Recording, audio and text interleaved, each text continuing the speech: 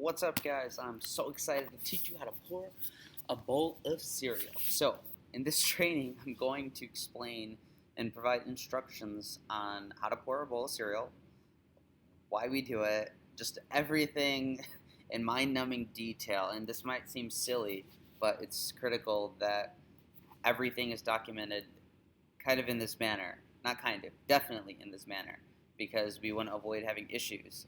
So the bare minimum I'm assuming is that when I delegate tasks to team members, contractors, anyone, anywhere in the world can follow my processes, my instructions with very little to no assistance. That is the goal. And so I'm going to do that with this example, how to pour a bowl of cereal. So step one, locate the, obviously I'm making this up and I'm doing this off the cuff, so yes, I will and but and try to make this as natural as possible, so there's going to be no editing. I'm sorry for the perfectionists watching. Okay, so first step is you need to identify where the refrigerator is. It's located on the third floor of building 163 Fake Street. It's going to be located next to a orange pillar. Carefully pull the right handle on the refrigerator and identify the milk, the 1 gallon milk that has a blue lid or blue cover on it. Step one. Next, once you have found it, I need you to look at it to be sure that it's not expired. You can find that in black with a black imprint towards the top of, either it'll be on the side of the milk carton or it'll be on the lid somewhere. So make sure you find that expiration date. If it's expired, you're going to need to reach out to someone to order more milk. So you can find that training. So there it is. That's what it would look like, something similar to that. Next step is you want to measure out approximately 3 cups of cereal using a measuring cup and pour it into, we'll get to that. So you want to measure out your ingredients first. Get yourself a spoon, not just any spoon. I can't get a medium-sized spoon because eating milk and cereal with a small spoon is not so comfortable because you can't, you want to get a nice amount of cereal and milk on your spoon. If it's too small, it's not enough milk and there's sometimes too much cereal. So get a medium to large size spoon. Approximately, I don't know, I'd want it to be at least about 1 inch to 2 inches wide. Next thing is you want to grab a bowl of cereal. Make sure it is deep enough to hold our 3 cups of cereal. So here's a picture you can reference. Find something that's close to that. Make sure before you pour the cereal into the bowl that the spoon is inside of the bowl. It's very important.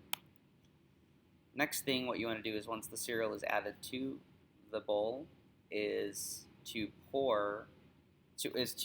rotate the lid on the milk to the right until it loosens up. Remove the lid, place it on the counter, not facing down, otherwise you'll have milk drippings on the counter. Make sure it's flipped upside down, and then slowly pour the milk into the bowl of cereal. Make sure not to do it from a very high level. Try to keep it very close to the bowl so that it doesn't splash and you don't make a mess like you see here.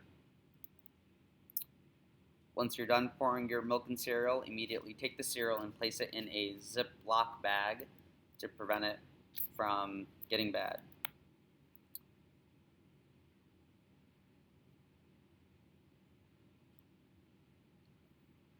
Alright, we just have some extra pictures for you guys.